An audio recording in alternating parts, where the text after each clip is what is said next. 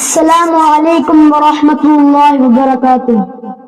بسم اللہ الرحمن الرحیم۔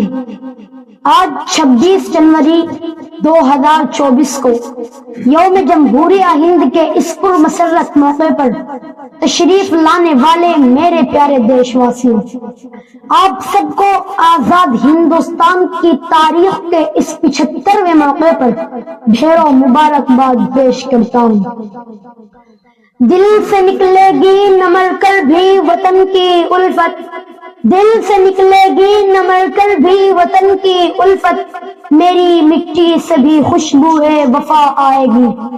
مجھے آج اس تقریب میں گفتگو کے لیے چونکہ سب سے پہلے کھڑا کیا گیا ہے، اس لیے میں چاہتا ہوں کہ بہت مختصر آج کی تاریخ کے متعلق کچھ تمہیدی اور تعارفی کلمات عرض کر دیے جائیں، پھر میرے بعد میرے قابل دوست یہاں آ کر کچھ جذب و فکر کی باتیں بھی پیش کر دیں گے۔ تو آج ہمارے ملک کا یوم جمہوریت ہے، اس لیے سب سے پہلے جمہوریت پر بات کرتے ہیں کہ کیا ہے جمہوریت۔ ہمارے ملک میں اگرچہ صرف 75 سال پہلے نافذ ہوا، لیکن تاریخی لحاظ سے یہ تصور حکومت اتنا نیا نہیں ہے۔ اس کی ابتدا 500 BC میں اس وقت ہو گئی تھی جب یونان میں علم و دانش کے دیپ جل رہے تھے، لیکن ارسطو جیسے فلاسفر نے اس نظریے کو چونکہ رد کر دیا تھا، اس لیے یہ نظریہ نہ صرف یہ کہ اس وقت فروغ نہیں پا سکا، بلکہ بعد کو بھی 2000 سال تک دنیا کی نظروں سے اوجھل رہا۔ لیکن جب 16ویں صدی کے یورپ میں ریفارمیشن کا آغاز ہوا اور گردش زمانہ کے کھنڈرات میں دبے ہوئے علوم کو کھود کر نکالا اور ان کا احیاء کیا گیا، تب 18 سینچری میں اس نظریے کی بھی نشأت ثانیہ ہوئی۔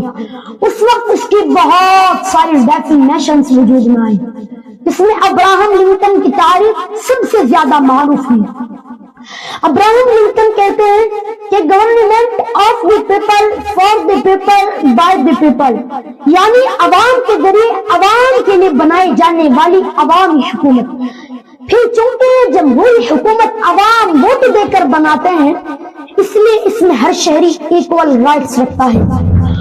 اس میں امیر غریب، کالے گورے، ہندو مسلم سب برابر ہیں۔ ہمارے اس ملک عزیز ہندوستان میں جس تاریخ کو برٹش قانون سے آزادی ملی اور کانسٹیٹیوشن اسمبلی اراکین کے ذریعے جو کانسٹیٹیوشن بنایا گیا تھا، یعنی اپنے لوگوں کا بنایا ہوا اپنا قانون، وہ جس تاریخ کو ملک میں جاری ہوا وہ 26 جنوری 1950 عیسوی کی تاریخ تھی، جس میں یہ ملک جمہوری حکومت بنا۔ اس لیے آج کی تاریخ کو یوم جمہوریہ کہا جاتا ہے، اور 15 اگست 1947 عیسوی کی طرح یہ دن بھی ایک یادگار دن بن گیا۔ دستور ساز اسمبلی وہ ادارہ تھا جس کا پرپس ہندوستانی آئین کا ڈرافٹ تیار کرنا تھا۔ 9 دسمبر 1946 عیسوی کو اس کا پہلا اجلاس ہوا، جس میں 9 خواتین ممبرز کے ساتھ 207 ممبرز نے شرکت کی، اور اس ڈرافٹنگ کمیٹی کی قیادت ڈاکٹر بھیم راؤ امبیڈکر کر رہے تھے۔ پھر 26 نومبر 1930 عیسوی میں اسی تاریخ کو انڈین نیشنل کانگریس نے ہندوستان کی آزادی کا اعلان کیا تھا، کیونکہ اس سے ایک سال پہلے 1929 عیسوی میں لاہور کے اندر جواہر لال نہرو کی قیادت میں انڈین نیشنل کانگریس کا اجلاس ہوا تھا۔ اسی اجلاس میں یہ اعلان ہوا تھا کہ اگر انگریز حکومت 26 جنوری 1930 عیسوی تک ہندوستان کو خود مختار نہیں کرے گی تو ہندوستان خود کو مکمل طور پر آزاد قرار دے گا۔ چنانچہ 26 جنوری 1930 عیسوی کو جب INC نے ہندوستان کو مکمل آزاد قرار دیا تو اسی کی یاد تازہ رکھنے کے لیے آئین ہند کو 26 جنوری کی تاریخ میں لاگو کیا گیا۔ یہ آج کی تاریخ کے حوالے سے مختصراً چند گزارشات تھی جو اس طالب علم نے پیش کی ہے۔ میں امید کرتا ہوں کہ میرے بعد میرے احباب اس تاریخ کے حوالے سے، وطن عزیز کے حوالے سے جذب و سوز کا آہنگ لے کر آئیں گے اور گفتگو کے موتی نچھاور کریں گے۔ السلام علیکم ورحمۃ اللہ۔